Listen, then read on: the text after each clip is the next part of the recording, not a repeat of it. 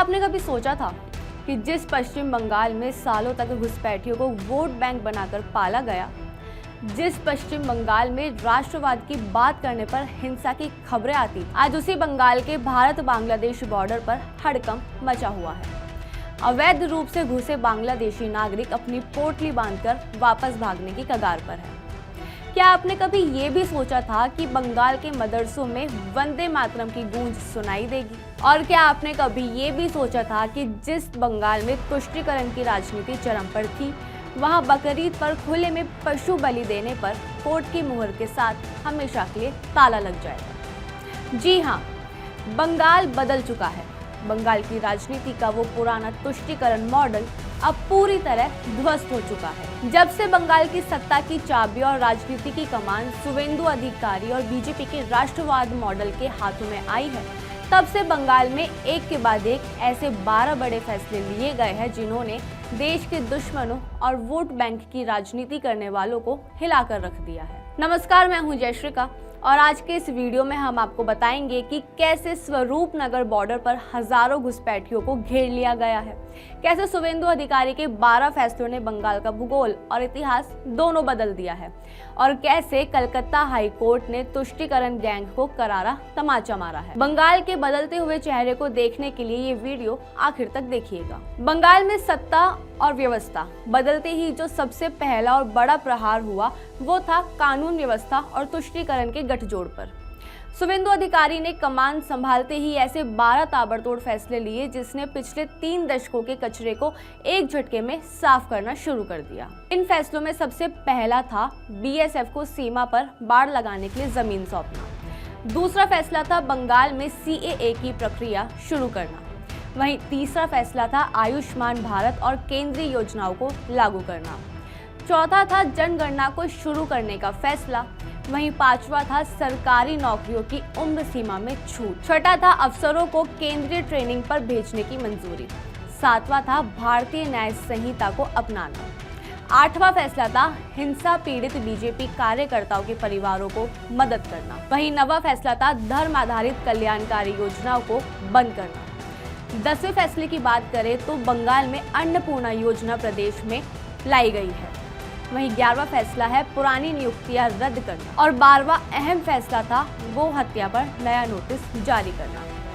और ये फैसले सिर्फ कागजी नहीं थे, इनका असर जमीन पर देखना शुरू हुआ और इसका सबसे पहला शिकार बने वो लोग जो बिना पासपोर्ट वीजा के भारत की धरती पर रह रहे थे। अब बात करते हैं उस बारे में जिसने इस समय पूरे देश का ध्यान खींचा है। उत्तर 24 परगना जिले का स्वरूप नगर बॉर्डर।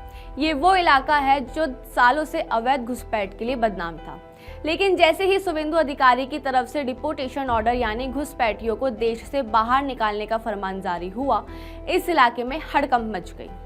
रिपोर्ट्स के मुताबिक हजारों की संख्या में संदिग्ध बांग्लादेशी नागरिक भारत बांग्लादेश सीमा के पास इकट्ठे हो गए। उनके चेहरों पर खौफ है। खौफ इस बात का है कि अब बंगाल में रहने के लिए कोई रोहिंग्या कार्ड या फर्जी आधार कार्ड काम नहीं आने वाला है। पुलिस और सुरक्षा एजेंसियां एक एक घर की तलाशी ले रही है। राशन कार्ड और वोटर लिस्ट को भी खंगाला जा रहा है। सोचिए, जिस बंगाल के बारे में कहा जाता था कि यहाँ घुसपैठियों को सरकारी संरक्षण मिलता है, आज उसी बंगाल की पुलिस घुसपैठियों को खदेड़ रही है। शुवेंदु अधिकारी का साफ संदेश है, अगर भारत की जमीन पर रहना है तो भारत के कानून को मानना होगा। अवैध घुसपैठियों के लिए बंगाल की जेलें खुली है, या फिर वो बॉर्डर पार वापस जाए। लेकिन कहानी सिर्फ घुसपैठियों को निकालने तक सीमित नहीं है, बात अब राष्ट्र की मुख्य धारा से जुड़ने की है। बंगाल के शिक्षा विभाग और प्रशासनिक हलकों से एक ऐसा आदेश जारी हुआ है जिसने लिबरल गैंग की रातों की नींद उड़ा दी है। पश्चिम बंगाल के तमाम मदरसों में अब वंदे मातरम का गान अनिवार्य कर दिया गया है। वहीं वंदे मातरम, जिसकी रचना इसी बंगाल की पावन धरती पर बंकिम चंद्र चट्टोपाध्याय ने की थी, लेकिन अफसोस वोट बैंक की राजनीति के कारण उसी बंगाल के मदरसों में राष्ट्रगीत पर अघोषित पाबंदी थी। शुवेंदु अधिकारी की सरकार ने साफ कर दिया है कि शिक्षा चाहे मजहबी हो या आधुनिक, राष्ट्र का सम्मान सबसे ऊपर होगा। अगर सरकारी खजाने से पैसा जा रहा है तो देश के राष्ट्रगीत का सम्मान करना ही होगा। इस फैसले के बाद तुष्टीकरण के पैरोकारों के बीच मातम का माहौल है।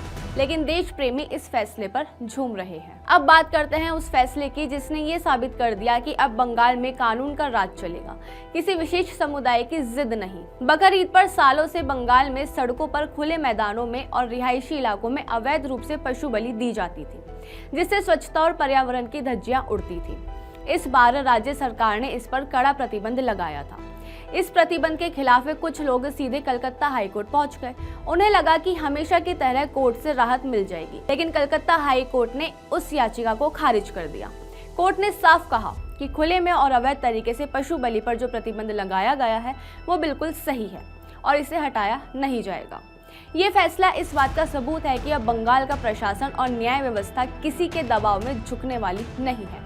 नियम सबके लिए बराबर होंगे। अब आप सोच रहे होंगे कि एक आम भारतीय के तौर पर या एक आम बंगाली नागरिक के तौर पर आपको इससे क्या फर्क पड़ता है, आपको क्यों खुश होना चाहिए। तो सुनिए, जब किसी राज्य में अवैध घुसपैठ होती है तो उन घुसपैठियों के हिस्से में आपके हिस्से की नौकरी आती है।